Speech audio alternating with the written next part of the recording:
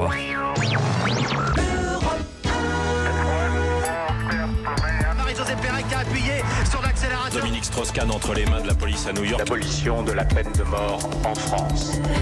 Aujourd'hui commence la collecte des Restos du Cœur à Marseille et demain sera lancée la campagne au niveau national. Bonjour Laure d'Autriche. Bonjour Dimitri, bonjour à tous. C'est la 37e campagne des Restos du Cœur lancée évidemment par Coluche. C'était en 1985. Oui, et c'est dans un studio d'Europe 1 que Coluche lance les Restos du Cœur. Il faudra que tout le monde aide, que les boulangers donnent leurs excédents de pain, que les restaurateurs donnent leurs excédents de bouffe, de manière à fabriquer d'autant plus de repas avec ce procédé. Il s'agit d'apporter un petit peu de bonheur à ceux qui en manquent le plus, et je pense que tout le monde peut faire ça. À partir de ce moment-là, presque chaque jour, Coluche parlera des Restos du Cœur et des initiatives qui se créent.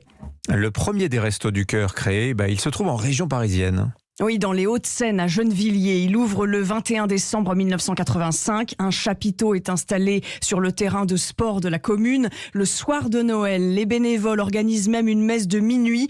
Coluche, lui, dans son émission sur Europe 1 à nouveau, relaie les besoins du centre des Restos du Cœur à Gennevilliers en ce Noël 85. Ils ont besoin d'une vieille camionnette. Si des fois il y avait quelqu'un, il y avait une vieille 4L ou une vieille 2 chevaux camionnette, ils ont besoin de ça à Gennevilliers. Alors si vous avez ça, des fois dans une remise qui vous ennuie, qui ne sert à rien, hop, vous foncez, rue Joseph Cosma, en face du gymnase Édouard Vaillant, hop. Et puis demain matin, en allant faire vos courses comme d'habitude dans nos restaurants, dans nos centres de distribution gratuite qu'on appelle Restaurant du Cœur, à Gennevilliers, je porterai les cartons qu'on m'a envoyés ici, que j'ai depuis 3 semaines maintenant. Oui. 2 semaines.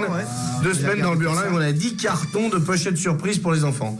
Alors ça sera distribué demain matin par mes camarades et moi-même. Et le jour de Noël, Coluche est bien là à distribuer des cartons. 2000 repas sont distribués pendant ce premier week-end d'ouverture. Alors l'adhésion est tout de suite très forte au resto.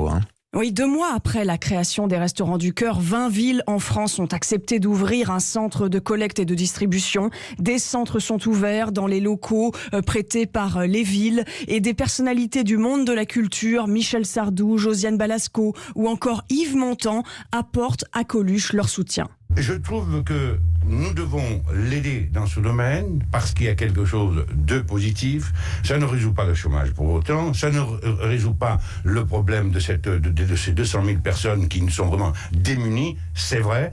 Mais les choses sont en train de se faire sur le plan politique. C'est à nous de le faire sur un plan positif. Je lui apporte mon soutien total et sans condition parce qu'il n'est pas récupéré par un parti. Pendant l'hiver 1985, 8 millions de repas sont distribués et aujourd'hui, ce sont 130 millions de repas qui sont distribués chaque année. Voilà, et la logique du pansement social, ça fait 40 ans que ça dure et cette question qui persiste, est-ce que les associations font le boulot de l'État ?